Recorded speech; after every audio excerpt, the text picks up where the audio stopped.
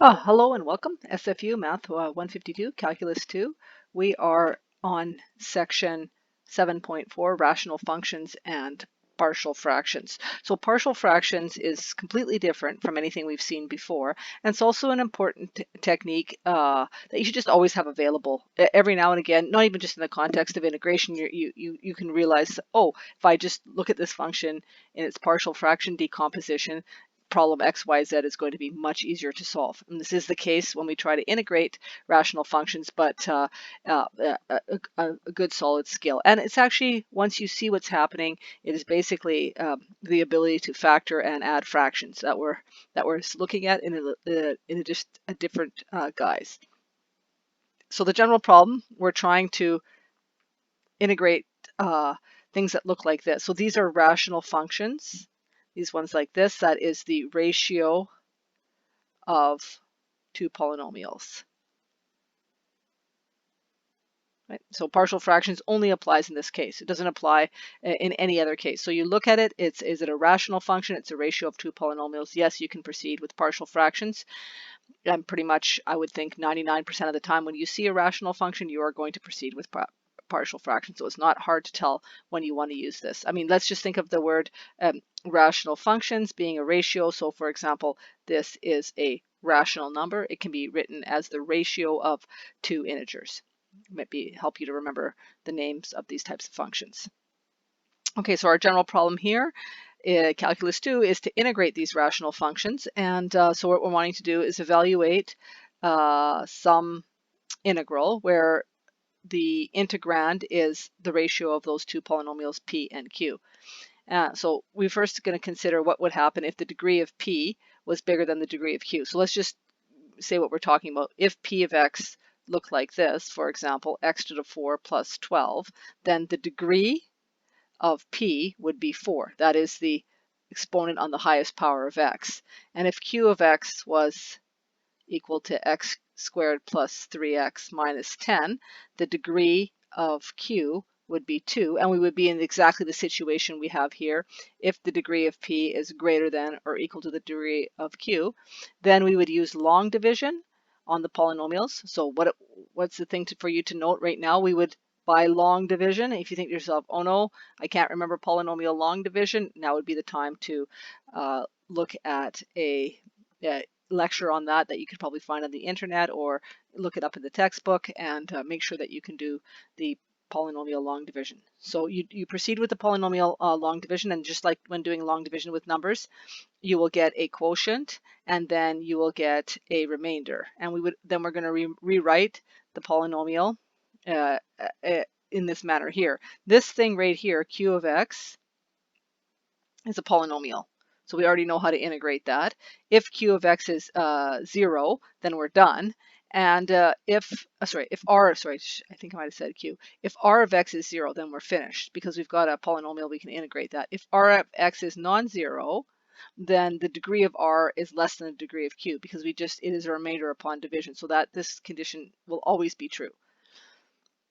Okay.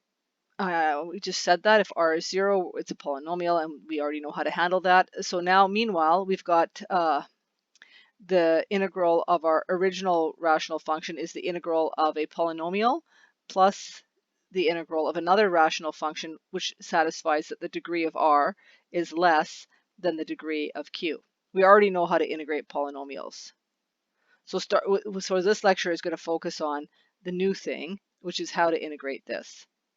There's no sense. We already know how to do everything else. So the new problem has boiled down to, can we integrate a rational function where the degree of the numerator is less than the degree of the denominator? That is where we are going to go. So fact about polynomials. This could be presented as a theorem, but then we would perhaps supply a proof. But at this point, I'm just going to tell you this is true. This is what's called proof by intimidation. But this is a true statement nonetheless.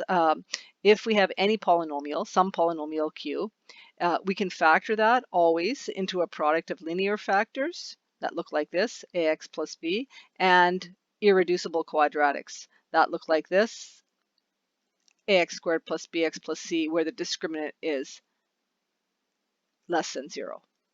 Okay, let's just give an example. For example, x squared minus 1 can be factored like this: x plus 1, x minus 1. So that polynomial is factored, and these here, both linear factors. This polynomial cannot be factored over the integers, we would say, or it cannot be factored, for that matter, over the rational numbers. Some of you may have seen this or not, but this would, well, anyway, I don't want to go there, but you can see, let's look at the discriminant. Now, let's say I'm trying to figure out what this could factor is. I'm not seeing what it is, so I'm going to take a look at the quadratic equation with a equals 1, b equals 0, and c equals 1. So the roots of this polynomial here would be x equals negative b plus or minus the square root of b squared minus 4ac over 2a. Okay, so we see the issue here. The discriminant is negative, and we will not be factoring that over the real numbers. So at that point, we call that an irreducible quadratic. We cannot reduce it into two linear factors. That will not happen over the real numbers. Okay, so we can always do that. It doesn't matter what the degree of the polynomial is. It can be a degree polynomial, I don't know, x to the 18 plus something something, x to the 15 plus whatever, like this, some degree polynomial, any degree polynomial, and we can always factor it down into irreducible quadratics and linear factors. That's actually quite a remarkable result. For those of you who are interested in this sort of stuff, you might start by Googling and taking a look at the Wikipedia article on the fundamental theorem of algebra. All right, so what we're going to do is we are going to, in order to integrate these rational functions, which are a ratio of the two polynomials, we're in with the degree requirement already satisfied. What we're going to do is factor the denominator into linear and irreducible forms.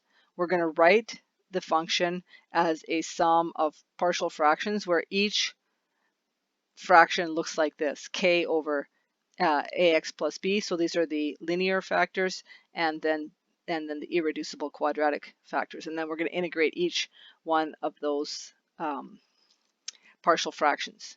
Okay, so what we need to understand right off the top is we've sort of separated our rational functions into a sum of fractions, and we've introduced some constants to do that, and we're going to need to understand how to figure out what those constants are.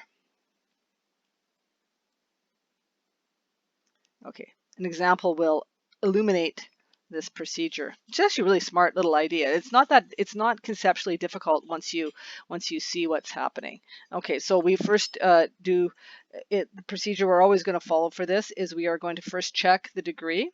So we need that the degree of the denominator is less than the degree of the numerator.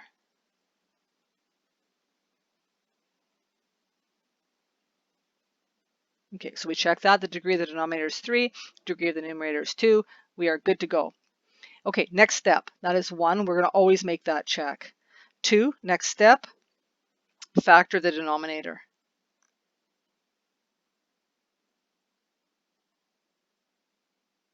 Factor the denominator. Okay, so that means x cubed plus x squared minus 2x. We need to factor that. It's going to factor. We must factor it down into linear factors or irreducible quadratics.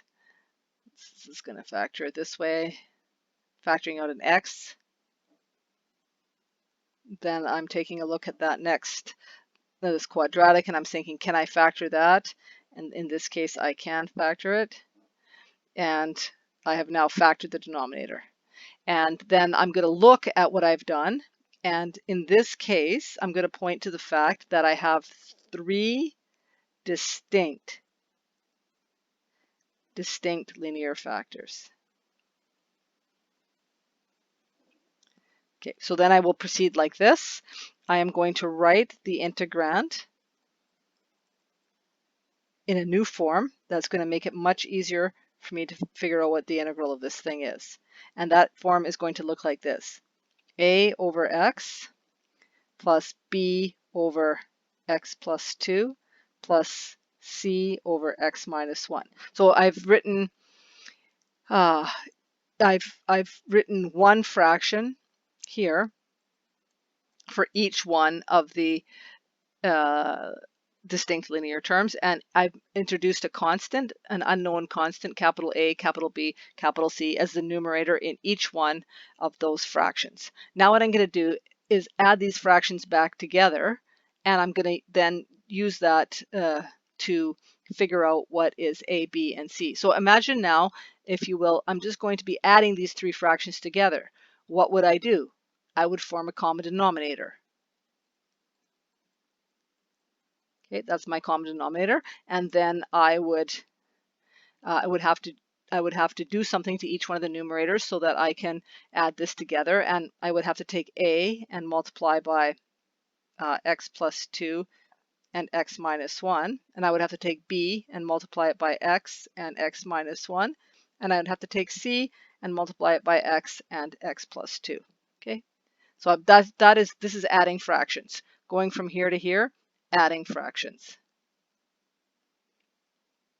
So we first factor the denominator, and now we're adding fractions. And now when I look at that, I want these two things to be equal.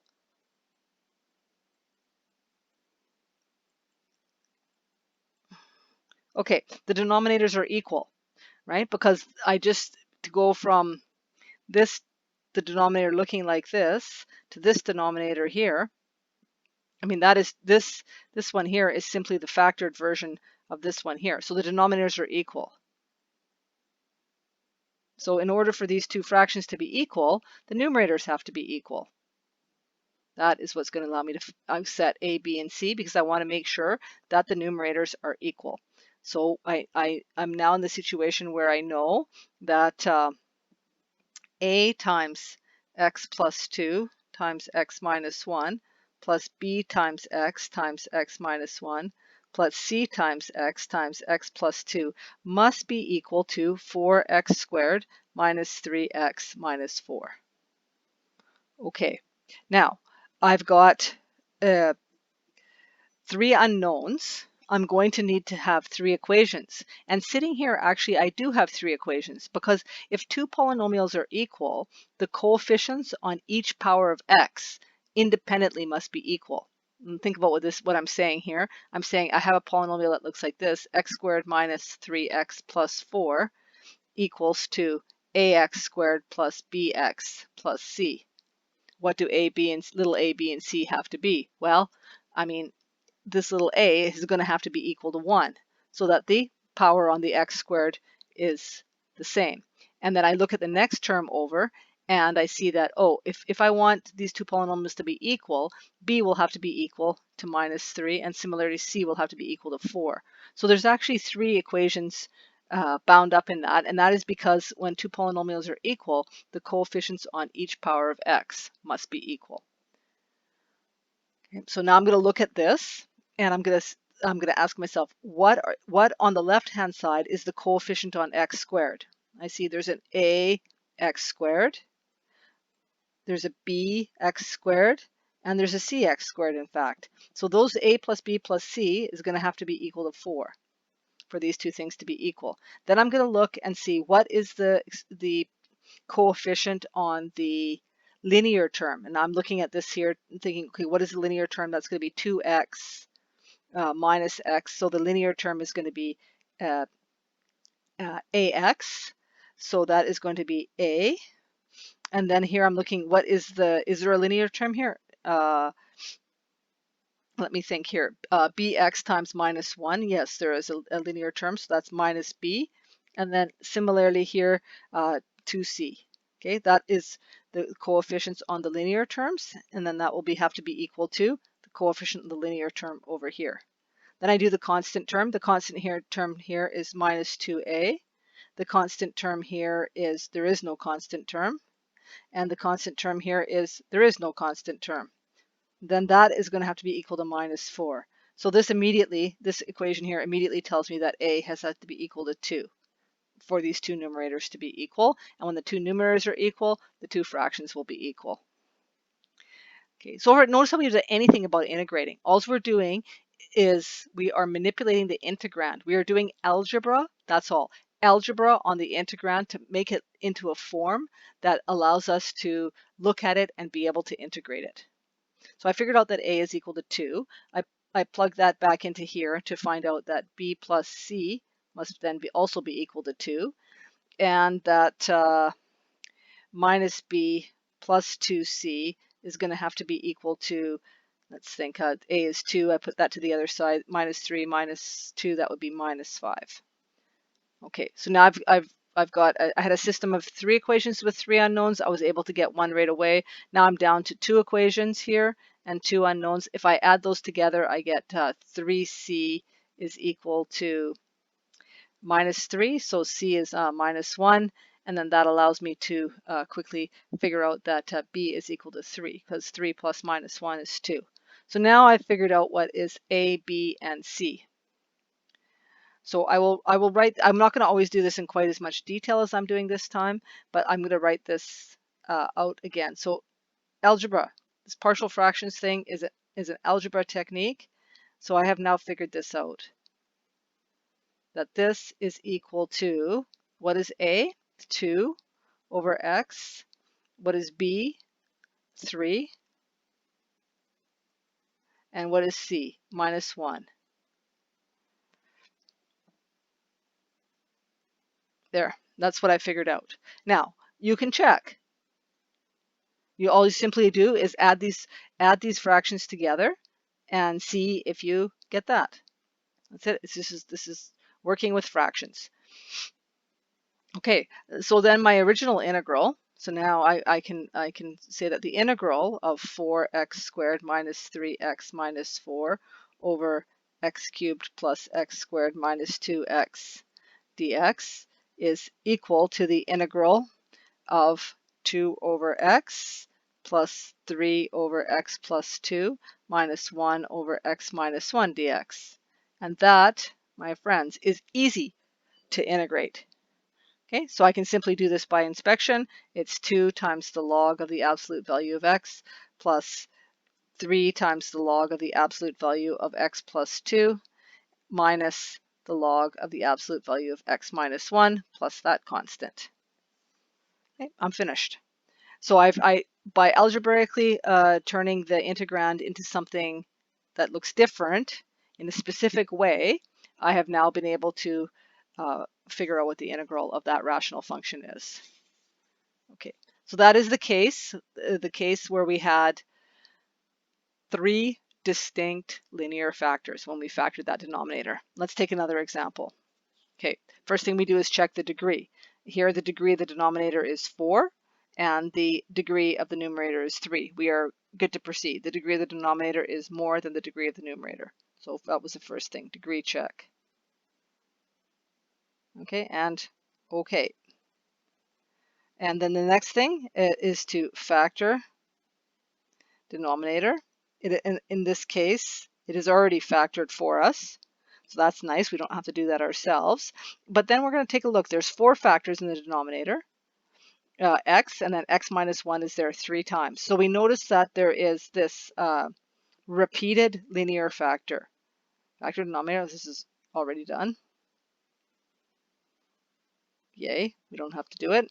And then notice x minus 1, that factor in the denominator, x minus 1, has multiplicity 3. Okay, so the partial fraction decomposition of this integrand, x cubed minus 4x minus 1 over x times x minus 1 cubed, is going to look like this. A over x plus b over x minus 1. That's just like it was before, but now x minus 1 is there again, so we have to put another factor, and it's also there cubed, so we have another one here. So this is the form of the partial fraction decomposition when you have a linear factor that has a multiplicity. Okay, so This is the key thing that makes this example a little bit more complicated than the previous one. So for each distinct linear factor, you have one of these guys. For repeated linear factors, you have as many of them as there are the multiplicity of the linear factor. And it goes up by each one each time. Okay, now we do the same thing. We add fractions. And when we add it, the denominator gets back to being the same. So therefore, the numerators must be the same. So the numerator on the right-hand side here, I'm looking now at the numerator on the right-hand side. That will be this, ax minus 1 cubed plus bx times x minus 1 squared plus cx times x minus 1 plus dx. And that has to be equal to the numerator on the left-hand side. There it is. Okay, I'm almost done. Now, I can proceed with 4 equations and 4 unknowns, just as I did before. And that will work perfectly fine. I'm just going to show you another method that can sometimes lead to a quicker finding of some of the unknown constants, which in this case are A, B, C, and D. Okay, so I'm going to look at this and I'm going to say, you know what, because I see x minus 1 here, I'm going to evaluate this. I mean, this has to be true for all x. Like the left-hand side equals the right-hand side for all values of x. So certainly I can pick some specific value of x, and it has to be true for that. And by sort of being clever about which specific value of x I pick, I can sometimes quickly find out what these unknown numbers a, b, c, and d are. So I'm looking at it, I'm seeing that if I were to select, for example, x equals to 1, a bunch of the terms would go to 0, and that might make it easy for me to see what's going on. So I'm going to try that. When x equals 1. Okay, then let's see what happens on the left-hand side.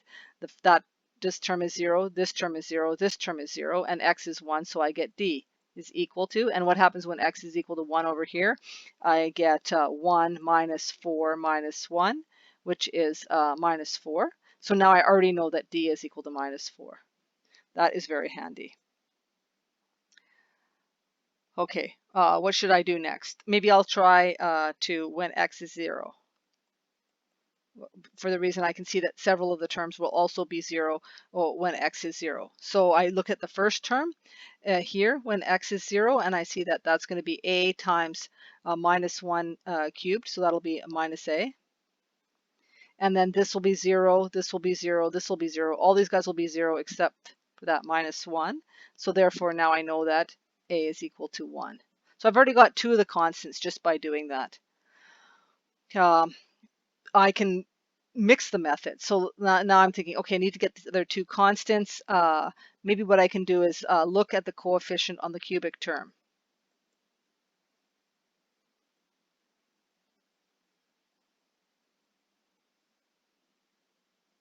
Okay, so I'm going to look at the coefficient on the cubic term, and let's see. That is going to be, there's a coefficient here, a on the cubic term. There's a coefficient b on the cubic term. Coefficient, let's see, not on C, that only has a maximum square term, not on D. And so I got A plus B. And then I have to look at the coefficient of the cubic term over here, that is 1. Okay, I didn't get a, but hey, I already know that A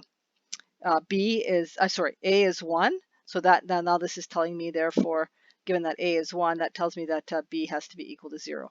So now all that's remaining is for me to find C. So which method should I do to find C? Well, I need another equation. Maybe I'll just take a look at what happens when x is equal to 2.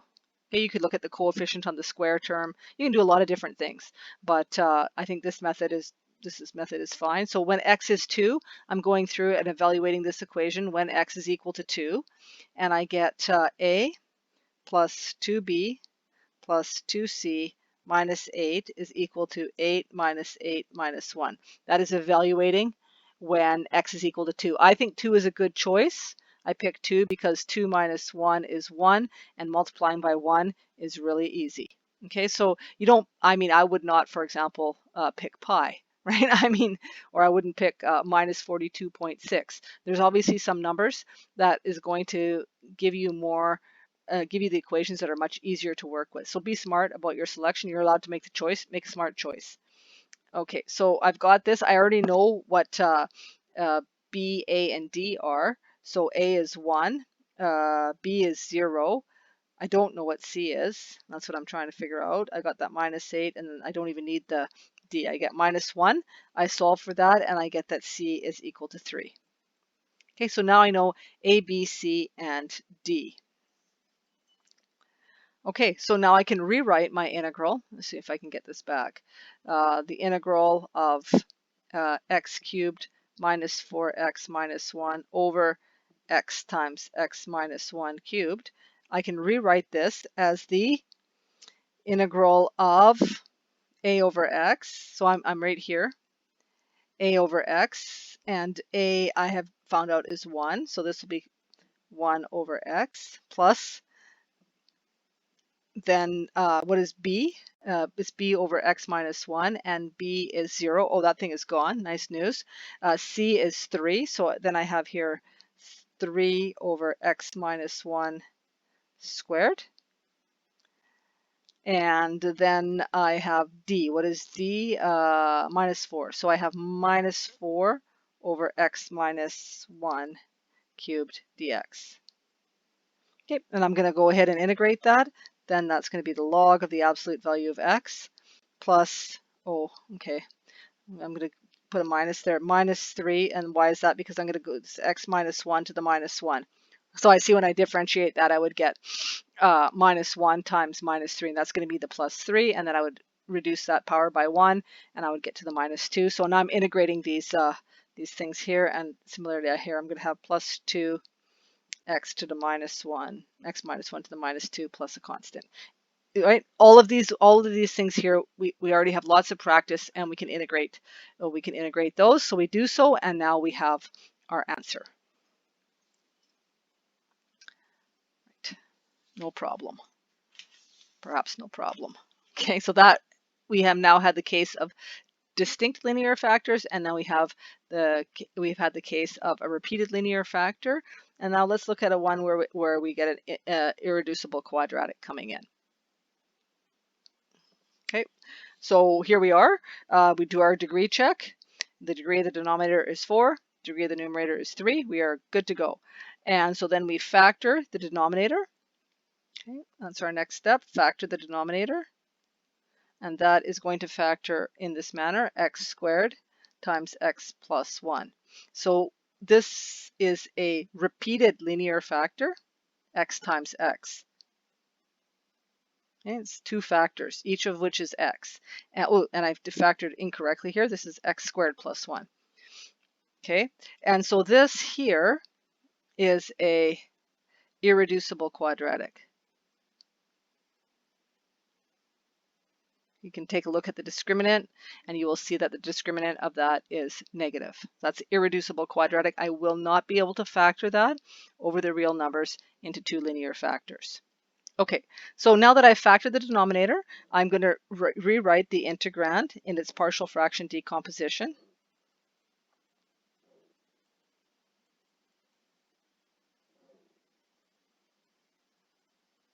And that will look like this. A over x, that is a linear factor, and it's a repeated linear factor. So I have the second one, b over x squared, and then the irreducible quadratic looks like this. Cx plus d, this is how it, this is the proper form for the irreducible quadratic. You'll notice that the degree of, for this, the degree of the numerator is 1 less than the degree of the denominator. And here, for the first one here, the degree of the numerator is 1 less than the degree of the denominator. Okay, so I have 4 unknowns. And I notice that 4 unknowns, and this here, the degree of that thing is 4. That will always happen. Okay. That must happen. Okay, so now I've got the form of the partial fractions decomposition. I look at these 3 fractions, I add them back together, and then I recognize that the denominators are the same, so therefore the numerators must be the same. So I'm going to write that in this manner here. The numerators must be equal. So that's going to look like this: ax times x squared plus 1 plus b times x squared plus 1 plus cx plus d multiplied by x squared. That's going to have to be equal to the numerator we were given. Okay, we're here. Why don't you stop the video, try to find A, B, C, and D. There's a variety of different ways you can go about it. Excellent practice. Go ahead and then come back and see, is it did it work? Did I find A, B, C, and D? Okay, so I'm going to do it in this manner. I'm going to set x equals to 0. And then what do I get when I set x equal to 0? I see that I end up with a b. It's really easy. I get that b is equal to -1. So that's handy. Then I'm going to set x equals to 1.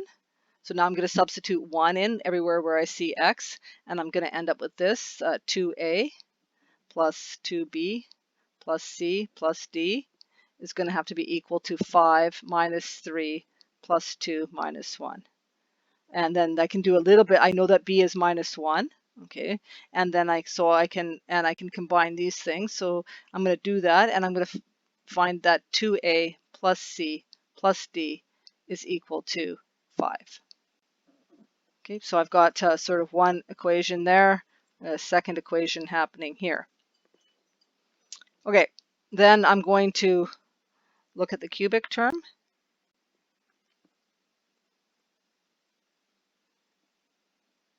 So I'm going to look anywhere where I see an x cubed. I see an x cubed, ax cubed. I see there's no bx cubed. That's nice. Oh, there is a cx cubed, and there's no dx cubed. So I have a plus c, and then I look at the cubic term over here, and that's got to be equal to 5. So now I've got another equation. A plus c is 5. Okay. I'm going to look at the square term.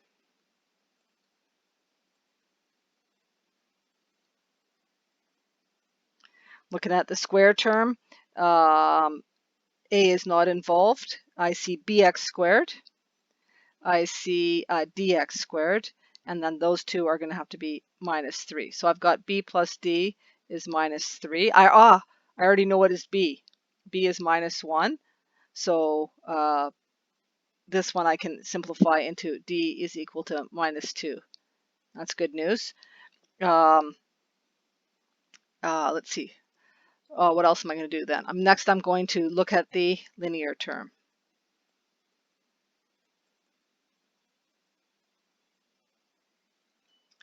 Looking at the linear term, I don't see, let's think, linear term. Oh, the first one I see ax, so there's an a. There's no linear term in this second one here. No. Is there a linear term here? No, there is not. Is there a linear term here? Yes, there is. So that is going to be equal to 2. Good news. I've now got I've got A, D, and B. Okay, I've got that. Now I've got A. I've got A. So good news. That tells me that C is going to have to be equal to 3. So I've got A, B, C, and D. I am done. So now I write out my original integral with the integrand in its partial fraction decomposition, and then I integrate that.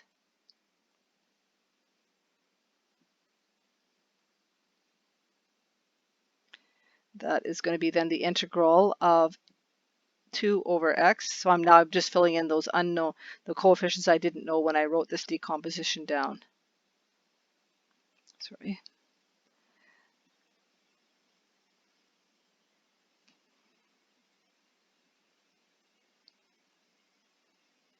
Like that.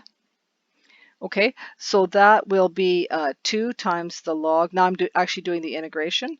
The log plus x to the -1 plus this integral here, 3x minus 2 over x squared plus 1 dx. To do that one, what I'm going to do is divide the x squared plus 1 into both halves. So I'm just going to take this one aside for a sec and deal with it separately. So that is going to look like this. 3x over x squared, 3x plus x squared over 1 dx minus 2 over x squared plus 1. Okay, that's just dividing the x squared plus 1 into 3x and then dividing it into minus 2. Okay, so then I can handily integrate that. That is going to be 3/2 the log of x squared plus 1 minus 2 times the arctan of x.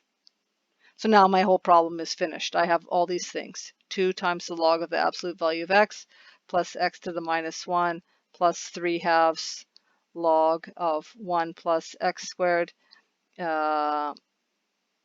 minus 2 times the arctangent of x plus the constant. So problem is solved. Okay, but just put the constant in there too. Okay, you are often going to see the log function appearing and the arctangent. You'll see sometimes, powers of x like this as well, but you should be expecting to see the log function and the arctangent come up repeatedly. Okay, we have one last case to cover, and that's going to be when we have a repeated irreducible quadratic factor. Okay, so first thing I'm going to do is look at what is the degree. I'm doing my degree check. There should not be 2 dx's here. Let's just scrub that one out. I'm looking at the degree of the denominator. It's 5. So this is one thing. It's more than the degree of the numerator. That's good news, so I can proceed. But I'm also going to notice that the degree of the denominator is 5. 5 unknowns in my partial fractions. Okay, that's too messy. Unknowns. So I'm expecting that I'm going to have to deal with 5 unknowns. This is a little mental check that I'm writing out the partial fraction decomposition properly. I'm like, okay, degree of denominator is 5, expect 5 unknowns. Okay. So it's already factored for us. The denominator is in its factored form. We have one linear factor and we have a repeated irreducible quadratic.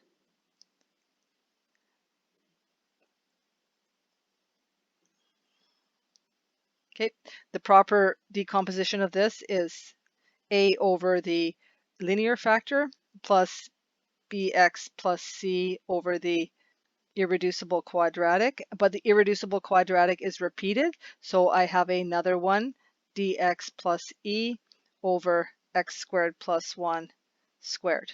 Okay, that is the proper decomposition. So, and I'm looking, how many unknowns do I have? A, B, C, D, and E. Those are unknown numbers. I have 5 of them. Okay, I do exactly the same thing. I add the fractions, I equate the numerators.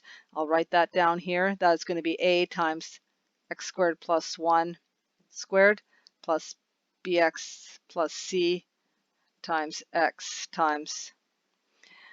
squared plus 1 plus dx plus e times x. All of that is going to have to be equal to this numerator over here, which is 1. Same thing. 5 equations, 5 unknowns. So maybe I first go through, I evaluate when x equals 0, and that gives me the nice result that a is equal to 1. And then I'm going to look at the coefficients on the x to the 4th term. That is going to lead me to a plus b is equal to 0. What I want you to do right now is stop the video. Okay, you've got one equation here, which what we have to do is break into 5 equations with 5 unknowns and solve. And there's 2 methods we've gone about doing this. Evaluating the thing at any value of x that we wish to choose. That is one way. The other way is looking at the coefficients on the individual powers. So I did x equals 1. I got that a was equal to 1. Now I looked at the coefficient on the x to the 4 term. I got that a plus b is 0. I already know that a is equal to 1. So that means that b is equal to minus 1. Good news, I just got going. I've already got 2 of them. Okay, so then I'm going to look at the x cubed term, and that will give me the fact that in c is going to have to be equal to 0. Over here, this looks like this: 0x to the 4 plus 0x cubed plus 0x squared plus 0x plus 1. Okay, so the coefficient on the cubic term has to be 0. Now that's great. I got c is 0. I do the x squared term. That gives me 2a plus b plus d equals 0.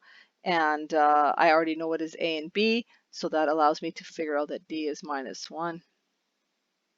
And then I look on the x term, and I get c plus e must be 0, and that tells me that e has to be 0. Now I've got all 5 of them. That's good. That actually isn't too painful. So check your work, and if you are not sure of how these things are coming about, I should say this, if you are watching this during the time when my course is happening at SFU, then I will be holding office hours either remotely via Zoom or in person once the coronavirus situation clears up. So either in my office hours in person or for the next little while in my Zoom sessions that we'll be having 3 times a week. Feel free to bring up any of these questions and ask me. I will answer those questions for you then. Okay, so now I'm going to write this integral here in its partial fraction decomposition. So this is b is minus 1, so that's minus x plus, I'm going bx plus c, which gives me minus x because c is 0, like that. And then I'm doing dx plus e. E is also 0. D is minus 1, so I get the minus x over x squared plus 1 squared dx. Okay, now I've got something that I can handle here, and I'm going to integrate. I'm going to get here log of the absolute value of x minus 1/2 the log of x squared plus 1, and then here plus 1/2 the log of, what am I saying, plus 1/2 times x squared plus 1 to the minus 1 plus a constant. Okay, what to do potentially is I claim, I hope correctly, that this integral is this function here, that indefinite integral. Of course, like always, you can differentiate and check. I highly recommend that. Okay, that is all of the cases. We have distinct linear factors, we have distinct irreducible quadratics, we have repeated linear factors, we have repeated irreducible quadratics. There isn't any other cases, and we have covered them all. So if you can do all of these ones, you can do any partial fraction. You can integrate any rational function. The difficulty comes in factoring the denominator. Some of ours were already factored, and if they weren't, they were easy to factor. But you could imagine with a large degree polynomial in the denominator, it could be very difficult to factor. We're not going to really deal with that problem. We're going to keep the degrees on the denominators quite low. Okay, let's take an example, kind of concocted example here to show how this might come up. We then also serve as a little bit of a review. So we want to find the volume of the solid obtained by revolving this region that I've identified here.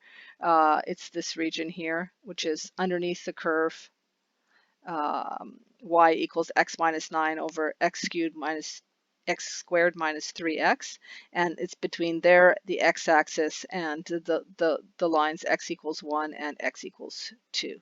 And then we're going to take that and we're going to revolve it around the y-axis. I am going to set this up using shells. This is really the only feasible way to do this. If you want to convince yourself of that, try to set this up using washers, and you will find it's nowhere near as happy of a situation. You may not be able to get anywhere at all, actually. So I'm going to do this using shells. So the volume then will be 2 pi x. So I'm going to put the 2 pi outside. I'm going to integrate from 1 to 2. So my typical shell, oh, I've got a cylinder. I've actually got that in here. So that's this red thing here. That's my typical cylinder. I'm going to capture all of the cylinders from going from 1 to 2. The circumference of my cylinder is going to be 2 pi x, and the height of my cylinder is going to be x minus 9 over x times x minus 3. So just while doing that, I decided to factor the denominator. Okay, and then, well, part of the reason is I can go like that, and I can write this again. So the integral, to get the volume of this thing, the integral that I want to do is this rather simple looking thing here, like that. Okay, that will tell me the volume. If I can figure out what that integral is, I will know the volume. So I feel highly motivated to figure out what that is, so I can figure out what the volume is. Okay, here's the thing to be careful about. Right now, sitting here like this, the degree of the denominator is equal to the degree of the numerator. Okay, caution, danger, do not proceed with partial fractions until you use polynomial long division so that the degree of the denominator will be bigger than the degree of the numerator. Okay, caution. Fix this. Fix. Okay, I could do polynomial long division, but here's a little trick that makes it easier to do. This is what I want to accomplish. I want to divide x minus 3 into x minus 9. So I know I'm dividing by x minus 3, so I'm going to rewrite the numerator like this, x minus 3 minus 6. Because minus 3 minus 6 is minus 9. I haven't changed anything. I've just broken the minus 9 into minus 3 and minus 6. I'm dividing by x minus 3. Now I can see, hey, if I take the x minus 3 into that piece and then into that piece, I can simply do this division like this. How nice is that?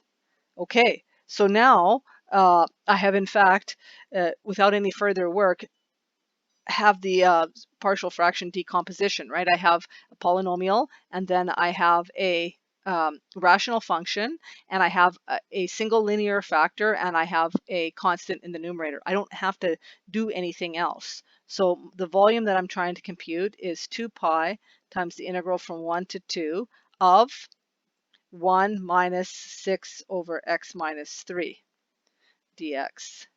And then that is going to be 2 pi.